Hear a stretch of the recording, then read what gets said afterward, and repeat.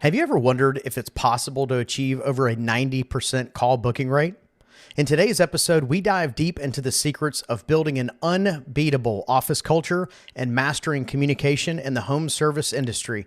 Stay tuned. You won't want to miss these powerful insights. Running a home service business is hard. So how is it that some people make it look so easy? Well, we'll tell you. This is the Freedom Blueprint Podcast. It's always good to hear the wins that successful contractors have. But have you ever thought that the best advice would be to hear about the speed bumps they encountered, the mistakes they've made along the way? We're going to talk about the good, the bad, and the ugly. We want you to be successful and avoid the mistakes others have made. Let's get this party started. Welcome to the Freedom Blueprint Podcast. Now your host, Justin Deese. Welcome to Freedom Blueprint Podcast. I'm pretty excited today. I am going to be hanging out with Nicole, and Nicole is the Paradise Home Services. I'm going to say rock. Can I say rock? You can. All things to all people, like something like that. So anyway, so Nicole, welcome to the show. I'm glad you agreed to come hang out with us for a little bit. And I asked her about, because Nicole is a superstar. You can ask anybody that's on her team. You can ask, we're part of a private equity group, Lead Service Partners. You can ask anybody from there. She's just a rock star. And I started thinking about, there's other Nicole. There's not other Nicoles out there, but there's other people that have a lot of the same attributes that you have. And I was just thinking, like, where do Nicoles hang out? Is there like a sea of Nicoles? Anyways, so we'll get into that here in a minute, but welcome. Well, thank you so much for having me. And I appreciate that. I enjoy being the rock. It drives me. So It's got to be exhausting. Some days, yes, absolutely. Well, not only do you have to keep Gist and I in check, but now you've got so many other people that now you have to keep in check. So Nicole, all right. So if you know the Paradise story, I'm going to give you a high level, a high 30,000 foot view of a little bit of the Paradise story. And if I mess anything up, Nicole, just let me know. But so I used to own a plumbing company. We refer to it a lot as 1.0. And I sold the company, and truthfully, when I sold it, I thought that it was a good move for the entire team. Unfortunately, it turned out that it was good for not the whole team, and the culture didn't fit, and there's just a lot of things, right? So Nicole was on the team at 1.0, along with I think 5 other team members. So when Gist and I decided, hey, we're going to do this Paradise Home Services crazy thing, we really were kind of like, get the band back together. How does that work? And who all do we grab? And anyway, so when we started 2.0, we had some old team members from 1.0. So it's pretty exciting. Yes. And that means you knew what you signed up for. I did. I had full awareness going into it. And I was excited. I was excited to come back. So at 1.0, what all right, so I want to kind of take the progression of Nicole in our industry, and because you've played a lot of roles. So I'd like to kind of go through that a little bit. And so when you first came on the team, that would have been probably 2016? 16 or 17. What was what role were you playing at that point? Yeah, so back then I had just moved to Florida, and I was hired on as a CSR at 1.0. 1.0. CSR, and I think at that point there was probably a total of, you might have been one of 2. There might have been 3. Yep, there was one who had been there for a while, and she's actually part of 2.0. Oh, that's and right. There was one other person that was hired on at the exact same time as I was. Okay. And she's not on 2.0. She is not on 2.0. Technically, we're at 3.0, I think is what we call it now. Yes, it is 3.0. We're so fancy. Okay. So going from that to where you are now, actually, let me back up. I don't want to go to now yet. But so 1.0 CSRs, that was kind of the first introduction of being in the home service space, right? Yeah, my first introduction to the home services. I loved it. I do have a background in customer service in various degrees and positions, but that was my first time in the home services industry, and I loved it because it's fast paced. Every day looks different, and the people are interesting. That is a really politically correct way. They are interesting. So many personalities, so many different people throughout the day. But it's okay. So you got in, you started starting the CSR role, and then obviously we sold that to a much bigger organization, and that did not go well. Correct? Correct.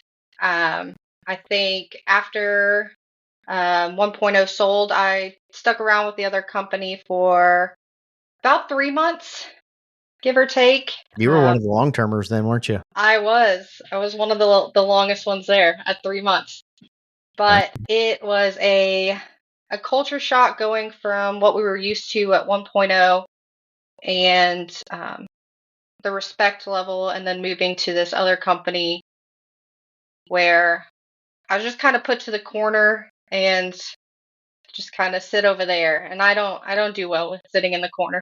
Don't put baby in a corner. Do not.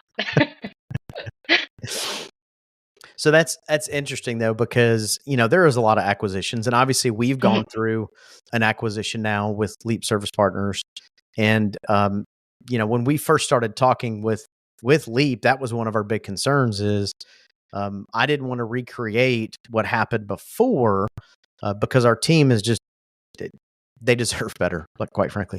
Have you found that to be the experience with Leap so far? Oh, absolutely. It is night and day difference between the two. Good. Yes, it's been great, and you can't going into it. You can't anticipate what's coming next all the time, but it's been really smooth, and the support, but not trying to break apart the culture that we worked really hard for, has been great. Yeah, as Gist and I went through that with them, that was probably the drum we beat more than anything else, is culture. Because a lot of times when people think of private equity groups, they think of the, I always keep saying this, but the Gordon Gekko from Wall Street, where they come in, trash everything, sell it for bits and pieces. And I know there is groups out there that do that. That certainly has not been any of our experiences with them. Not even close. So it's been great. Okay, so 1.0, you're in CSR. 2.0, your role was different, right? So you came in as the office manager at that point, didn't you? Yes. Okay. So what's the hardest part about being an office manager in our space? There's a lot of challenges. It really takes a strong person to know how to lead people, to know how to lead CSRs in particular, because it's a really, really difficult job. I think the CSR position does not get as much love and admiration as it deserves, because they arguably have one of the hardest jobs in the building. It is exhausting answering phones all day long, dealing with all types of those interesting people. So I'd say being able to motivate CSRs and dispatchers to want to excel and want to do really well for not only themselves, but the company as well.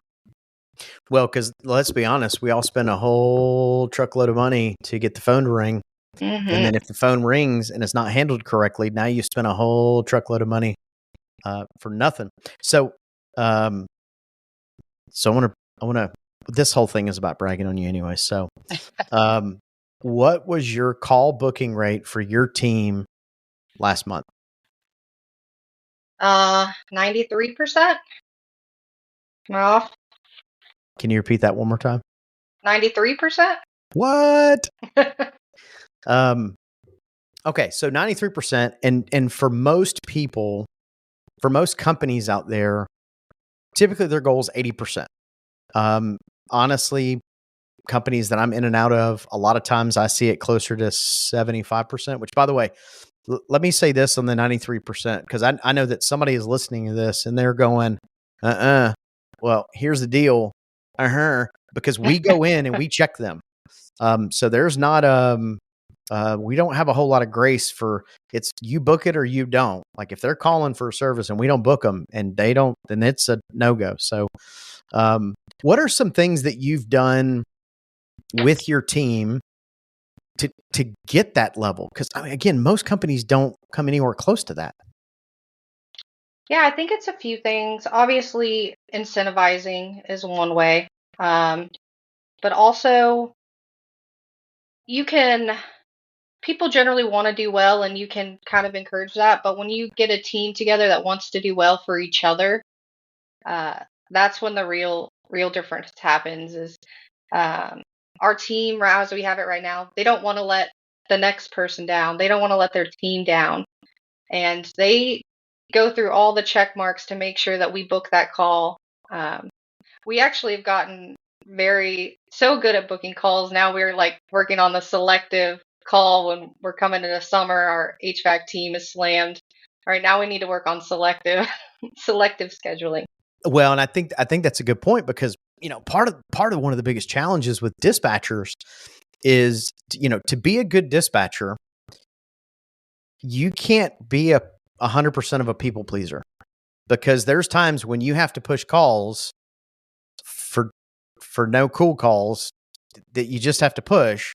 And if you're the type of person that is not okay with confrontation and you ball up, then being a dispatcher is probably not the right role for you. Do you agree? Correct. Absolutely. Dispatching is a tough job. I have to have a lot of balance there. Well, and it's it's the air traffic control of the entire office and the entire business. I mean, they are the air traffic control. They got to make sure that people aren't crossing and we're running as efficient as possible. And that's just not easy to do as all these parts are moving. Now they're trying to shift them and move them. Dispatchers make or break a day. They have the control to make a super efficient route, super profitable route. And it's a tough position to be in to have to decide what is the best option each day. Not to mention that from a dispatcher role, and I know we've kind of shifted a little bit, but I think this is a great topic.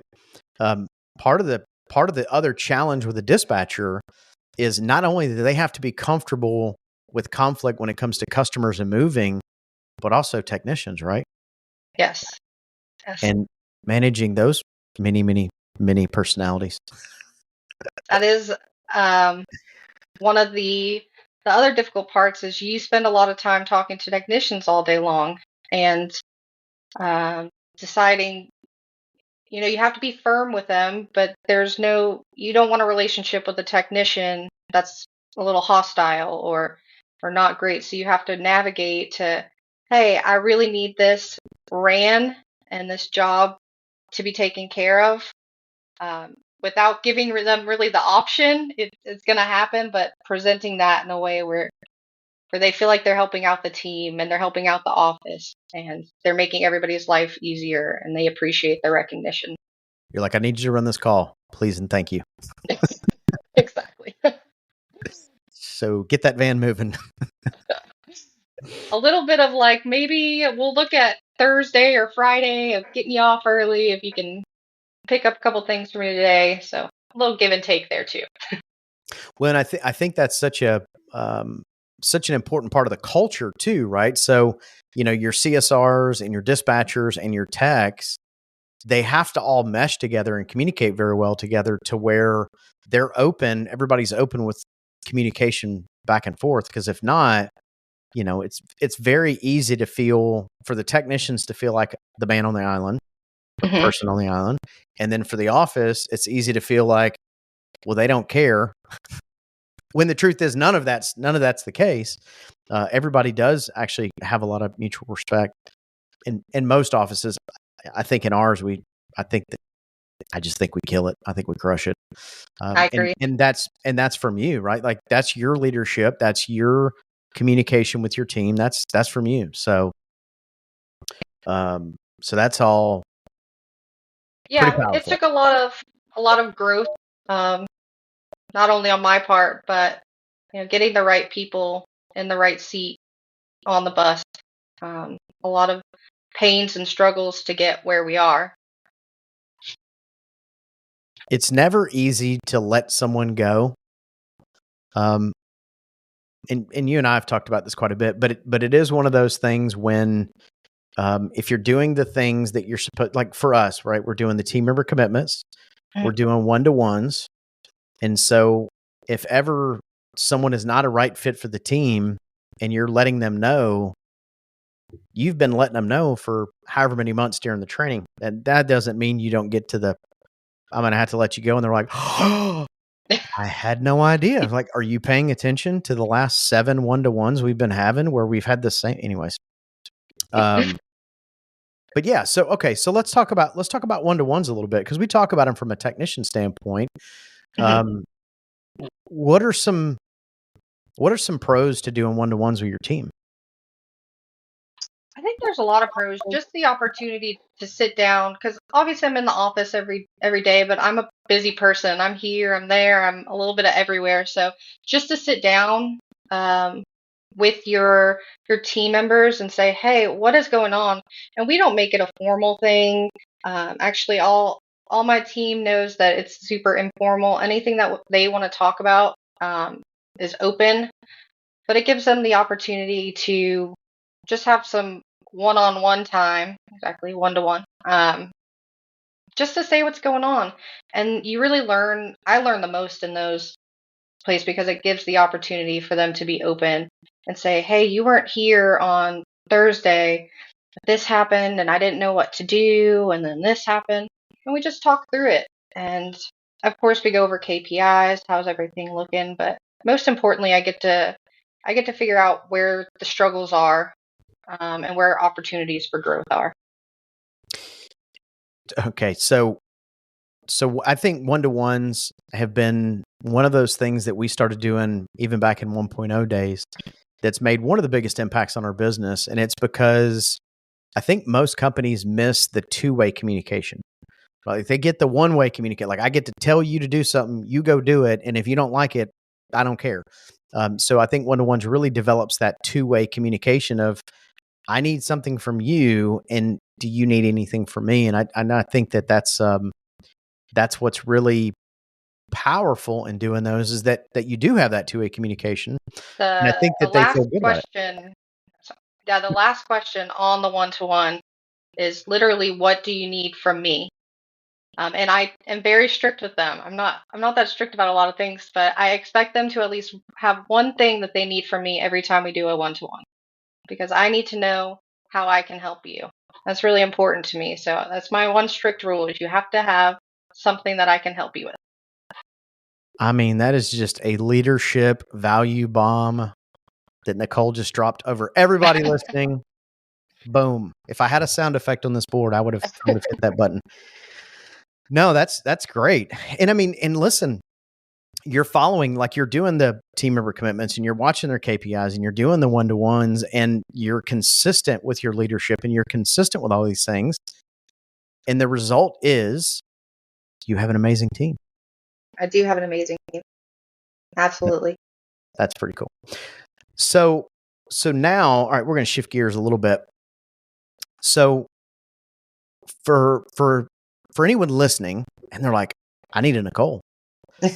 First of all, you can't have our Nicole. So second of all, what are some things that I don't know, maybe speed bumps. Like what is something that you would have told yourself 5 years ago getting into this industry that you needed to pay attention and focus on? Yeah, that's a good question. I think when I got into the industry, I'll be honest, I was in my mid 20s, hadn't made some of the best choices in life, and I really had somebody that took a chance on me, is really what it comes down to. They took a chance and they were like, well, let's see how it goes. Um, but I had one thing: I was willing. I was willing to do whatever it took to get to the next level. And the people that took the chance on me, they knew it was important for me to not stay stagnant. I cannot sit in the same spot. I constantly need to be moving, growing, adapting, doing something different. I love to learn new things. Anything you throw at me, I love it. Um, so 5 years ago, I probably would have told myself, um, there's so many things I would have told myself. Most importantly, you know, don't take yourself too seriously, and you're more capable than you can even imagine. Anything you want to do, you can do it. Oh, I don't that's think I've awesome. always believed that, but I 100% do now. Awesome. Yeah, well, and I think that's yes, that is incredible. And that's good advice. So, if somebody was looking to create an office manager that was a rock star, what are some things that you feel like the company could do to help with their growth? Um, I would say invest in training opportunities. Find somebody who's really a go-getter. And we've talked about this before. We've sometimes struggled with hiring because we feel like they need to fit in this box and they need to check off X, Y, and Z. And if they don't do that, it's not a good fit. Um, but really, I don't pay attention to much of that when I'm looking at resumes anymore, because I know what my resume said on it whenever I walked in here. And you just need somebody who's willing to do what it takes, somebody who's willing to learn and wants to grow. If you don't have somebody that just kind of is comfortable where they are, they're probably not going to be the best office manager um, you'll find. Yeah, might be a good CSR. Hmm. Might be good in the accounting department. But yeah, I agree with you. I think that the office manager role is such a dynamic position that there's constant growth and learning, and really for your position too. Not only do you have to stay on top of all the office things and all the technology that's changing and shifting, but you also have to keep up with what's going on in the field. And I think Hmm. sometimes people forget that an office manager does have to know. I mean, I'd be willing to bet you could go put a water heater in. Oh yeah, without a doubt. Yeah. All right, we're gonna try that. Um, so making a little bit of a shift. So when we obviously we made this acquisition with or joined leaped in with Leap, and one of the things that was part of that was they have the Rising Leader program. So can you walk us through a little bit about what that is? Yeah, so there's a few um, upper level management, mid level management that get together. We have a meeting once a month, and then we have had, since we've joined with Leap, we've now had 2 in-person sessions with the Rising Leaders. And really, it's just a group of us that want to learn from each other, want to figure out a way. Hey, I've been having this problem. Who else has? And we bounce ideas off of each other. There's emails going back and forth all the time of, hey, look at what we set up, whether it's cool and just something that we want to show off, or whether it's I need help with an issue. And I will say that's been a game changer for me, because it opened. Sometimes you can start to feel like you're in a little bit of a bubble in your community, and it opened up a whole world of, oh, there's other people that deal with the exact same issues that we do every day, and there's solutions that we never even thought of. Yeah, I think it's the power of networking is incredible, and not only can you learn from others, but you're teaching. I mean, you were just at one of the other branches last week, at the time of the recording last week, helping them with Service Titan implementation and all that kind of good stuff. So Nicole, I appreciate you coming and hanging out. I know you got a Absolutely. lot to do. Thank you so much. I appreciate it. What a great episode, and some really good highlights from Nicole. And here's the deal. Nicole is an absolute rock star. And I'm so grateful for her being on the team and doing all that she does. She takes ownership in every task that she does. And it's really amazing. And listen, the truth is there's a lot of great team members in our industry. And I mean a lot. There are great, I get the opportunity to go into a lot of businesses. And again, there's a lot of really good people that are in our space, and there's some high achievers that are fantastic. And sometimes they're really not able to shine, maybe because of their environment or leadership is not giving them the opportunity. But there really is a lot of really amazing people in our industry. And here's a challenge that I have for you. Next time you catch yourself saying these words, I want you to remember this episode. And this might be a little bit of a kind of a gut check for anybody listening. But next time you say these words, there's no good people that want to work anymore. I want you to remember this episode right here and this interview with Nicole. And I want you to think about that, because there is amazing people out there. They're already in our space. And sometimes you just have to give them the opportunity to shine, and you have to give them the tools that they need in order to grow and expand. I mean, again, Nicole started with us as a CSR, and not that many years ago. And really she just has thrived, and it's fantastic. So if you found value in today's episode, make sure to subscribe, leave a review, and share with a fellow leader that could benefit from mastering culture, communication, and call success. Until next time, keep setting those goals and watch your business and leadership transform. This is Justin Deese signing off from Freedom Blueprint Podcast. Stay motivated, stay focused on the culture, and as always, keep crushing it. You've been listening to the Freedom Blueprint Podcast. Information is useless if not applied. So take what you've learned and go and implement it. We hope you've enjoyed the show. If you did, make sure to like, rate, and review. We'll be back soon. But in the meantime, find us on social media at Freedom Blueprint for Home Services and hit the website at www.freedomblueprintpodcast.com. See you next time.